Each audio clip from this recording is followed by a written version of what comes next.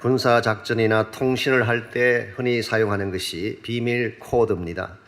이것을 암호라고 부르기도 합니다만은 이것은 아군들끼리만 아는 커뮤니케이션의 수단이기 때문에 다른 사람에게 노출되면 안 됩니다. 이것이 노출되는 순간 모든 작전의 비밀이 드러나기 때문에 상당히 위험한 상황에 처할 수가 있는 것입니다. 이와 같이 상대방의 의도를 아는 것, 상대방의 비밀 코드를 푸는 것은 굉장히 중요한 것입니다. 그러나 이것은 군사 작전에만 해당되는 것이 아니라 인생을 살아가는 모든 관계성 속에서도 적용된다고 할 수가 있습니다. 상대의 마음을 읽을 때에 거기에 합당한 준비를 할 수가 있게 되고 바른 관계를 만들어갈 수가 있는 것입니다. 예컨대 가정에서도 남편 내연자가 아내의 코드를 잘 읽어야 됩니다. 아내의 심기가 불편하신지 아닌지를 잘 읽어야지 밥도 제대로 먹을 수가 있고 험한 고초를 피할 수가 있는데 엉뚱한 곳을 끓게 되면 생각지 않은 고초 가운데 처하게 되는 것입니다. 마케팅에서 성공한 케이스들도 보게 되면 대개가 고객의 마음을 잘 읽었던 경우입니다. 어저께도 제가 어떤 글을 보니까 한 의류 회사가 대박을 낸 그 기사가 칼럼에 소개가 되어 있었습니다. 온라인으로 옷을 판매하는 회사인데요. 소비자로 하여금 사이즈 2개를 골라 주문하게 하고 그중에 맞지 않는 옷은 리턴하도록 그렇게 팔리시를 정했습니다. 처음부터 사이즈 2개를 가져가게 해서 그중에 맞지 않는 것은 돌려보내도록 그랬더니 엄청난 판매가 된 것입니다. 고객들이 옷을 고를 때 사이즈가 애매해서 고민한다는 사실을 잘 알고 그 불편함을 해소시켜 준 것입니다. 특별히 여자분들 경우는 망설임이 많지 않습니까? 이걸 할 것이냐 저걸 할 것이냐. 그리고 또 한 가지 중요한 사실은 대부분의 여자분들은 본인이 생각하는 자신의 사이즈와 실제 사이즈가 다르다는 것을 잘 모르고 혼란할 때가 참 많습니다. 이와 같은 그들의 불편함을 해소해 주었더니 엄청난 판매가 일어난 것처럼 우리가 상대방의 마음을 아는 것, 상대방의 마음속에 심겨진 비밀 코드를 읽는다고 하는 것은 관계성이나 마케팅에 있어서 대단히 중요한 것입니다. 그러나 우리가 독일 군의 비밀 코드를 읽는 것, 또 여자분들이나 고객들의 마음을 읽는 것보다 훨씬 더 중요한 것이 있습니다. 그것은 바로 하나님의 코드를 읽는 것입니다.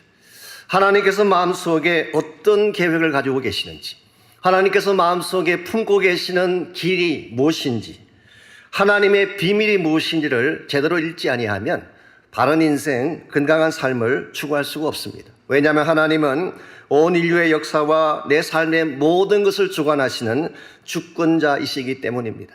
내가 살고 죽는 것 그분 손에 달려 있습니다. 내가 성공하고 실패하는 것 그분 손에 달려 있습니다. 내 현재의 삶뿐만 아니라 내 미래의 모든 것도 그분 손에 달려 있는 것입니다. 그러므로 주권자이신 하나님의 마음을 읽지 아니하고 건강한 인생을 추구할 수가 없고 하나님의 기뻐할 열매를 맺으며 사는 것은 불가능한 것입니다. 그럼에도 불구하고 오늘 많은 사람들이 특별히 그리스도인들 가운데도 하나님의 마음에 품으신 뜻에는 관심 갖지 않고 제 마음대로 제 뜻대로 인생을 추진하는 분들이 참으로 많습니다. 이것은 마치 기관사 없이 질주하는 열차처럼 언제 레일을 벗어나서 파멸될지 모르는 케이스이기 때문에 상당히 위험한 인생 어프로치가 아닐 수 없습니다. 오늘 여러분들의 경우는 어떠한지 모르겠습니다. 여러분들은 하나님께서 마음에 품고 계시는 계획과 뜻을 잘 읽고 그분이 원하는 방향으로 인생을 살아가고 계시는지 아니면 내 마음대로 내 뜻대로 아니면 환경이 이끄는 대로 랜덤하게 인생을 살아가시는지 우리가 하나님의 심중 속에 있는 하나님의 마음, 하나님의 계획, 역사를 주도하신 하나님의 뜻을 잘 읽을 때에 우리가 방향도 바르게 설정할 수가 있게 되고 삶을 다 마쳤을 때 남기는 열매도 극대화되는 것입니다. 이런 면에서 어떻게 하면 하나님의 마음을 읽을 수가 있나? 하나님의 비밀스러운 계획을 어떻게 하면 잘 읽을 수가 있나? 오늘 주신 이 본문을 통해서 이것을 함께 정리해 보려고 합니다. 오늘 같이 읽은 본문에 보시면은 다니엘이 보았던 특별한 환상에 대한 말씀이 나옵니다. 이 환상은 장차 하나님께서 인류 역사를 어떤 방향으로 끌고 갈 것인가에 대한 하나님의 비밀스러운 계획을 담고 있는 것입니다. 지금까지는 밝히지 않았지만 하나님께서 이것을 공개해서 장차 이루시겠다고 해서 보여주는 이 계시를 우리는 흔히 묵시라고 그렇게 부릅니다. 묵시. 우리가 잘 쓰지 않는 용어이긴 합니다만은 신학적으로는 묵시라고 하는 단어가 참 중요합니다. 영어로 apocalypse, 혹은 형용사형으로 apocalyptic하다 그렇게 이야기하죠. 사실 이것은 영어가 아니고 헬라 말에서 온 것입니다. 아포라고 하는 단어는 무엇으로부터 그런 뜻입니다. 그리고 이 칼롭시스라고 하는 이 단어는 hidden, 감추어진, 비밀 그런 것입니다. 그러므로 직역을 하게 되면 감추어진, hidden 되어진 비밀을 공개한다 그런 뜻이 아포칼립시스예요. 하나님 안에 감추어 놓았던 비밀이 있습니다. 하나님의 계획이 있습니다. 인류를 향한 하나님의 구속사를 성취해 가기 위한 하나님의 특별한 계획과 뜻이 있는데 비밀로 감추었던 이것을 어느 때가 왔을 때에 드러내고 밝혀내는 것을 묵시라고 말합니다. 그래서 이 묵시라고 하는 단어는 revelation, 계시라고 하는 말과 일맥상통하는 말입니다. 그러나 굳이 구별하자면은 계시는 하나님의 일반적인 뜻을 의미한다고 한다면 묵시는 하나님께서 마지막 시대에 종말론적으로 행하실 하나님의 계획을 밝혀주고 보여주시는 것을 묵시라고 부릅니다. 다니엘서 7장에서 12장까지에는 4개의 묵시가 소개되고 있습니다. 4개의 아포칼립시스, 4개의 묵시가 소개되고 있는데 오늘 본문은 그 중에 첫 번째 다니엘이 받은 묵시라고 할 수가 있습니다. 우리가 읽지 않았지만 1절부터 8절까지를 보면은 그 묵시의 내용이 소개가 되어 있습니다. 다니엘의 환상 중에 보니까 바다에서 4 짐승이 등장을 했습니다. 여기에 등장하는 4 짐승은 세상을 다스릴 4 제국을 뜻하는 것입니다. 그래서 4개의 킹덤, 세계 역사를 주도할 4개의 제국을 의미하는 것입니다. 사실은 2장을 다룰 때 우리 느부갓네살이 꿈 중에 보았던 큰 신상을 다룰 때에 동일한 4 제국이 등장을 했습니다. 바벨론, 페르시아, 메데바사, 페르시아죠. 그리고 헬라 제국, 로마 제국. 이미 2장에서 한번 다루었던 내용이긴 한데요. 오늘 7장과 비교할 때 차이점이 있다면 2장에서 다루었던 그 케이스는 이방왕 느부갓네살의 관점에서 본 역사예요. 오늘 본문에 기록된 이 케이스는 하나님의 관점에서 본 4 제국의 운명이라고 할 수가 있습니다. 먼저 4절에 보시면은 사자가 나옵니다. 그것도 그냥 사자가 아니라 독수리의 날개가 달려있는 사자. 이것은 바벨론 제국을 의미합니다. 5절에 보게 되면 곰이 등장합니다. 그냥 곰이 아니라 입에 갈빗대 3개를 물고 있는 곰. 그것도 부족했는지 주변에서 계속 더 먹어라 권장하고 있는 곰. 이 곰이 상징하는 것은 페르시아 제국을 말하는 것입니다. 갈빗대 3개 정도 물고 있으면 그걸로 충분해야 되는데 그게 만족하지 못하는. 그래서 역사적으로 설명하자면 바벨론과 리디아와 애굽을 정복하고서도 또 다른 땅을 정복하려고 했던 탐욕스러운 페르시아 제국을 곰으로 묘사한 것입니다. 세 번째 제국이 6절에 나오는 표범입니다. 표범인데 등에 새의 날개가 4개나 달려있다고 합니다. 짐승 중에 가장 빨리 달리는 동물이 표범 아닙니까? 근데 그 위에 날개까지 달려있으니 얼마나 스피드가 빠르겠습니까? 이것은 바로 헬라 제국을 상징하는 것입니다. 알렉산더라고 하는 대왕이 주전 336년에 정복을 시작을 해서 323년에 온 세계 정복을 마쳤어요. 불과 13년 만에 그 큰 거대한 땅을 정복한, 아마도 역사상 가장 신속하게 정복을 이룩한 나라가 헬라 제국이라고 할 수 있습니다. 이와 같이 바벨론과 페르시아와 그리고 헬라 제국을 소개한 후에 우리 그 다음 절 보게 되면 오늘 같이 읽었던 7절 말씀이죠. 4번째 짐승이 등장하는데 사실은 다니엘의 관심사는 여기에 있습니다. 물론 앞에 나왔던 그 세 제국도 언급은 했지만 그러나 그의 메인 컨선은 4번째 짐승입니다. 이 4번째 짐승은 앞에 등장했던 세 짐승과는 다른 차원의 짐승이었기 때문에 7절 말씀 볼까요? 우리 7장 7절 내가 밤 환상 가운데 그 다음에 본 4째 짐승은 무섭고 놀라우며 또 매우 강하며 또 쇠로 된 큰 이가 있어서 먹고 부서뜨리며 그 나머지를 발로 밟았으며 이 짐승은 전에 모든 짐승과 다르고 또 10뿔이 달렸다고 했습니다. 여기에 나오는 4번째 짐승은 이빨이 쇠로 되어 있는, 그러므로 굉장히 강력하고 파괴적인 제국. 그러므로 대다수의 성경학자들은 역사적으로 로마 제국이라고 말을 합니다. 그리고 저도 거기에 동의합니다. 로마 제국이 오늘 다니엘서에 소개되고 있는 네 번째 제국인 것은 맞습니다. 그런데 오늘 본문에 소개된 네 번째 짐승은 역사적으로 존재했던 로마 제국만으로 보기에는 조금 문제가 있습니다. 그것을 넘어선 어떤 특징들이 오늘 본문에 소개가 되고 있기 때문에. 그래서 오늘 다니엘은 different, 앞서 이야기했던 새 짐승과는 다르다 그렇게 이야기했어요. 왜냐하면 10뿔이 달려있고 8절에 보니까 그 10뿔 사이에서 작은 뿔 하나가 났어요. 근데 작은 뿔은 눈도 있고 말도 하는, 그러므로 이 작은 뿔은 단순한 짐승이 아니라 인격을 소유한 어떤 종류의 펄슨이었던 것을 알 수가 있습니다. 그러므로 이 네 번째 짐승, 이 마지막 제국이 의미하는 것은 historically는 로마 제국을 의미하는지 모르지만, 그러나 하나님의 구속사에 있어서는 로마 제국이 끝난 이후에도 계속적으로 연결되어 왔다가, 그래서 그것을 열뿔이라고 설명한 것입니다.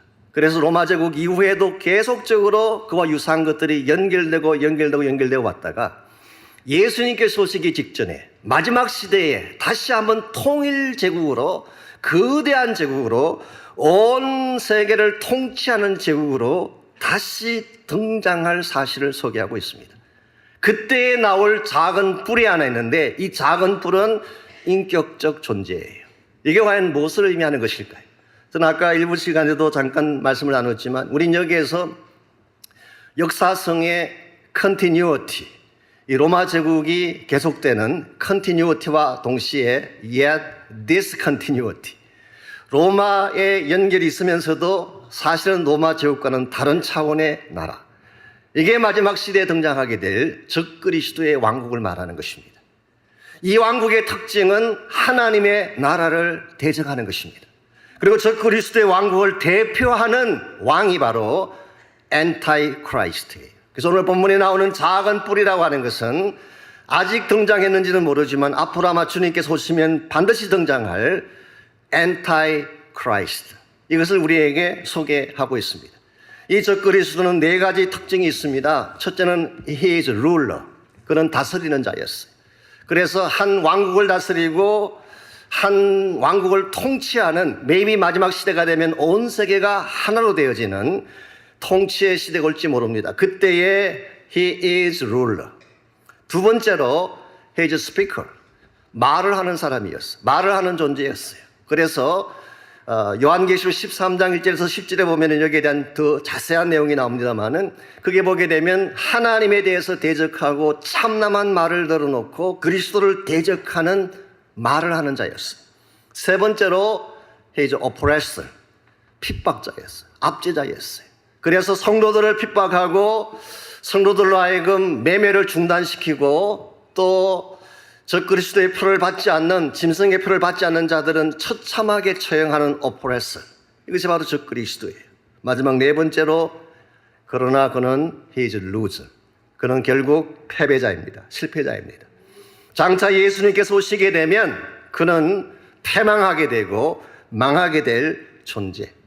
오늘 본문에서 하나님은 다니엘을 통해서, 아직은 일어나지 않았지만, 다니엘 시대는 다 완성되지 않았지만 장차 일어나게 될 하나님의 나라의 비밀을 보여주신 것입니다. 왜 보여주셨을까요? 준비하라고 보여주신 것입니다.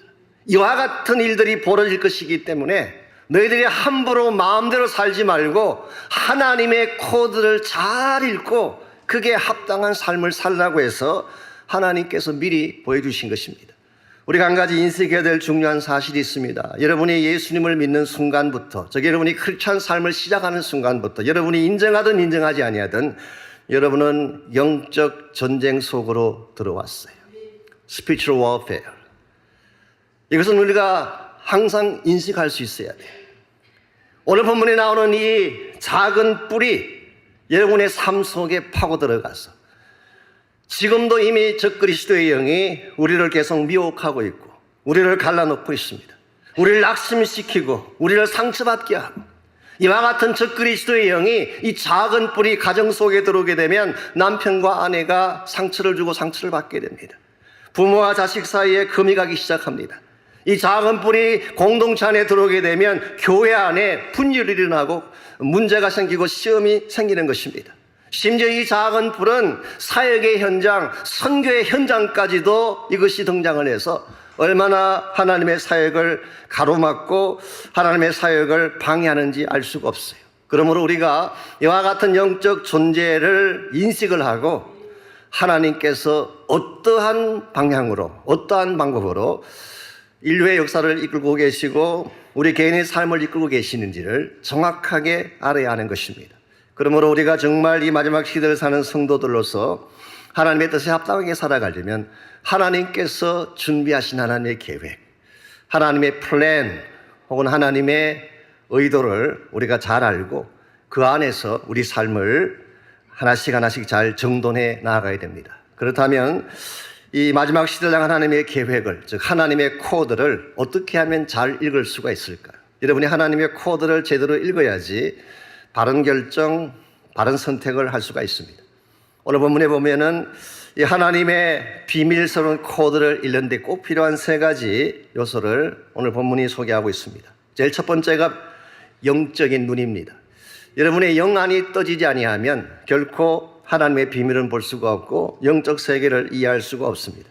오늘 본문을 보시게 되면 가장 많이 등장하는 표현 중에 하나가 보았다는 표현이에요. 보았다는 표현. 1절, 2절을 보시면은요, 바벨론 벨사살 왕 원년에 다니엘이 그의 침상에서 꿈을 꾸며 머릿속으로 환상을 받고 그 꿈을 기록하며 그 일의 대략을 진술하니라. 다니엘이 진술하여 이르되 내가 밤에 환상을 보았는데, 보았다는 표현이 나옵니다. 7절에도 보게 되면 밤 환상 가운데서 본 넷째 짐승, 본 것입니다. 13절에도 보니까 내가 또 밤 환상 중에 보니, 그럼 여기서 보았다고 하는 이 말은 하나님이 보여주신 것을 보았다는 뜻입니다. 즉 환상의 내용 자체를 다니엘이 만든 게 아니에요. 이 계시의 내용 자체는 인간이 만들 수 없습니다. 하나님이 주시는 거예요. 하나님께서 다 계획하시고 하나님 모든 것을 다 준비하신 후에 그 계시를 다니엘로 하여금 보게 하신 것입니다. 하나님이 아무리 위대한 플랜을 세우시고 위대한 계획을 가지고 나에게 다가오셔도 내 눈이 떠지지 아니하면 이것을 볼 수가 없습니다. 실제로 현재 우리의 삶 속에도 하나님은 여러분을 위해서 엄청난 계획을 준비하고 엄청난 축복들을 예비하고 계시는데 영적 눈이 감겨져 있으면 볼 수가 없어요. 그래서 오늘날 많은 사람들이 참된 하나님의 길을 보지 못하기 때문에 엉뚱한 곳을 두들기고 엉뚱한 곳에서 헤매이는 것입니다. 내가 잃어버린 그곳으로 다시 돌아가야 되는데 상실하고 잃어버린 것은 분명히 있는데 이것을 어디에 가서 찾아야 될지를 알 수 없기 때문에 엉뚱한 곳을 향해 나가는 것입니다. 어떤 사람들은 물질의 만족을 통해서 자신의 상실한 삶을 찾으려고 합니다. 쾌락을 통해서, 심한 경우는 마약이나 술이나 도박을 통해서. 그러나 여러분께서 아무리 그쪽에 가셔서 열심히 찾아도 거기에는 답이 없습니다. 참된 인생의 답을 얻으려면 그리스도에게로 돌아오셔야 돼요. 예수님을 만난 이후에 예수님께서 여러분의 눈을 뜨게 해주셔야지 하나님의 계획과 뜻을 보게 되는 것입니다. 이런 면에서 우리의 영적 눈이 떠지려면 예수님 만나야 돼요. 그리스도 안에서 참빛을 받아야만 하나님의 세계를 보게 되는 것입니다. 두 번째로 하나님의 코드를 읽으려면 집중을 해야 됩니다. 이 포커스, 바른 집중을 해야지 하나님의 코드를 알 수가 있습니다. 9절 말씀 볼까요? 다니엘은 지금 그 무서운 짐승들의 환상을 보았어요. 특별히 마지막 네 번째 짐승은 뿔도 나 있고 또 난폭하기도 하고 이빨로 파괴시키기도 하는, 쉽게 말하면 굉장히 무서운 환상을 그는 본 것입니다. 그런데 이와 같이 무섭고 두려운 환상을 보는 중에 9절을 볼까요? 다니엘은 어디를 주목하고 있는지, 내가 보니 왕좌가 놓이고 옛적부터 항상 계시니가 좌정하셨는데, 여기에 옛적부터 항상 계시니가 누구일까요? 바로 영원부터 계셨던 하나님 자신을 말합니다. 이분이 어떤 자리에 앉아 계신데요, 이 자리가 바로 하나님의 영광된 보좌를 말합니다. 지금 자기 눈앞에는 엄청난 사건들이 벌어지고 있고 엄청난 환난과 핍박이 찾아오고 있고 엄청난 소유가 요동치며 자기를 향해 다가오고 있지만 지금 다니엘의 시선은 보좌에 앉으신 하나님을 주목하고 있습니다. 특별히 오늘 본문 번역에서 내가 보니 그렇게 번역을 했는데요. 원래 이 원문을 제가 봤더니 이것은 그냥 본다는 뜻이 아닙니다. 계속 본다는 뜻이에요. 그래서 NASB 같은 경우는 kept looking, 계속 본다 그렇게 번역을 했어요. 혹은 International Standard Bible을 봤더니 좀 더 정확하게 번역했습니다. kept on watching, 계속해서 본다 그런 뜻이에요. 지금 다니엘의 시선은 한번 지나치듯이 본 것이 아니라 계속 보고 계속 보고 계속 보고 있는 상태. 이게 소위 말하는 집중입니다. 오늘 여러분과 제가 우리 주변에 일어나는 사건을 보기 시작하면 마음이 흔들리게 돼 있어요. 우리 주변에 일어나고 있는 일들에 관심을 갖게 되면 마음이 혼란하고 정돈이 안 될 수가 있습니다. 그런데 보좌에 앉으신 하나님을 집중하게 되면 이 땅에 무슨 일이 일어나든 어떤 사건이 벌어지든 상관하지 않습니다. 하나님을 바라보게 되면 하나님께서 우리의 모든 문제뿐만 아니라 이 땅의 모든 문제를 직접 핸들해 주시기 때문에, 그래서 오늘 9절 10절을 볼까요?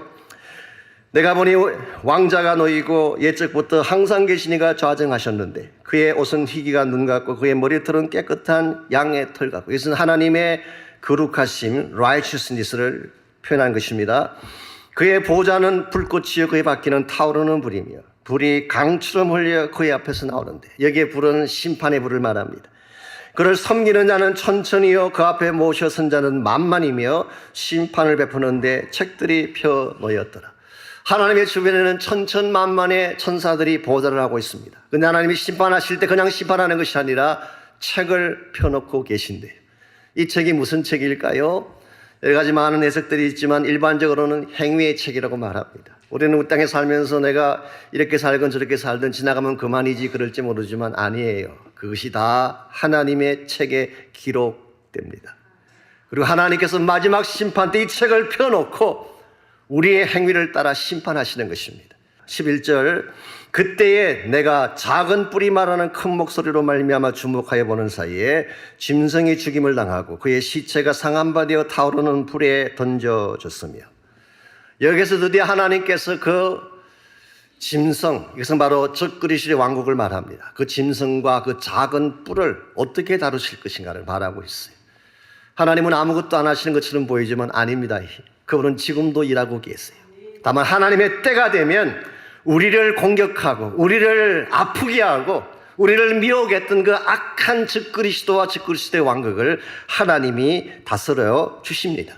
그러면 우리의 관심사는 뭐가 돼야 될까요? 마귀 자체도 아니고 지금 일어나고 있는 사건들이나 일들도 아니고 흔히 어떤 분들이 말하는 것처럼 종말적인 사인도리의 관심사는 아닙니다. 우리가 어떻게 그걸 다 알겠어요? 어떻게 다 이해할 수가 있겠어요?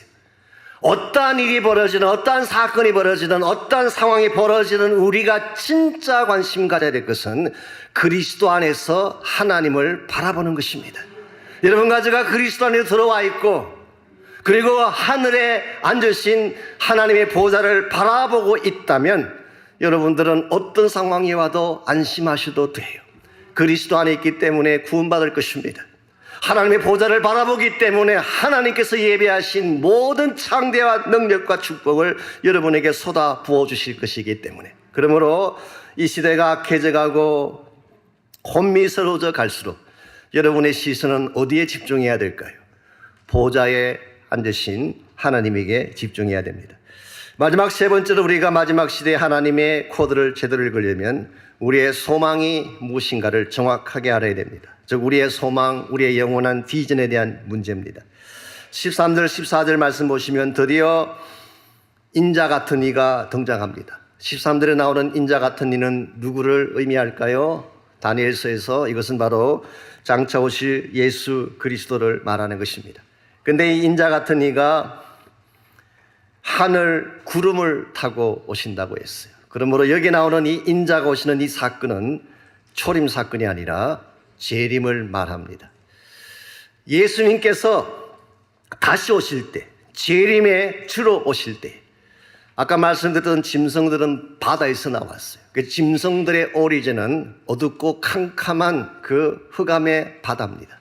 그러나 장차 이 땅에 왕으로 오실 예수님은 구름을 타고 하늘로부터 오시는 영광된 하나님의 아들이세요. 14절에 보니까 하나님이 그에게 권세와 영광과 나라를 주셨는데 그의 권세는 영원할 것이요 그의 나라는 결코 멸망치 아니하리라. 여기 우리의 소망이 있습니다.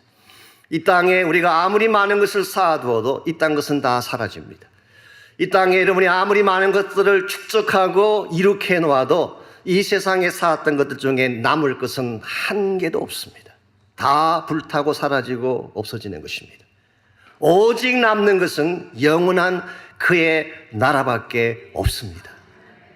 지금 우리가 혹시 환난을 당할지 모르지만, 고통을 당할지 모르지만, 그럼에도 불구하고 우리가 소망 갖고 살아야 될 이유가 여기 있습니다.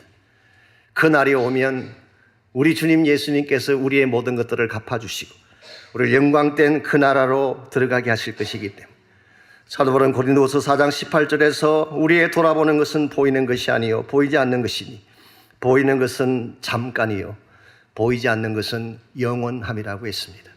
여러분, 눈에 보이는 세계에 속지 마십시오. 그 찬란함과 화려함을 따라가지 마십시오. 보이지 않지만 영원한 하나님의 나라, 그게 여러분의 소망을 두고 여러분의 마음을 두고 그 나라의 목적을 향해 나아갈 때에 여러분의 인생이 어떠한 상황 속에 있을지라도 하나님께 영광이 되고 주의 목적을 이루는 아름다운 삶을 누릴 수가 있습니다. 여러분들, 우리 인생이라고 하는 것이 항상 밝은 날만 있는 것은 아닙니다. 어두운 날도 있습니다. 여러분이 계획한 대로 모든 것이 잘 진행될까요? 아닙니다. 막히기도 하고 역경도 경험합니다. 그러나 나의 환경이나 내 삶의 처지가 어떤 상황이 되어지든 하나님을 바라보고 그분이 나에게 부여하신 그 비전을 향해 일어서게 되면 하나님이 길도 여시고 새로운 사역의 열매도 부어주십니다. 그러므로 사랑하는 형제자매 여러분, 세상 따라 살지 마십시오. 이 세상의 업앤다운에 눈물 뿌리며 관심 가지며 살아가지 마십시오. 하나님 따라 사시기 바랍니다. 그분의 길을 따라 사시고 그분이 기뻐하시는 뜻을 따라 사시고 지금도 하나님이 무엇을 심중에 품고 계시는지 하나님의 코드를 잘 읽고 그 뜻 따라 여러분의 인생을 전개해 나갈 때 여러분 한 분을 살아도 가치 있게 살 수가 있고 장차 주님 다시 오시는 그날 그분 앞에 섰을 때에 영광된 모습으로 서게 될 것입니다.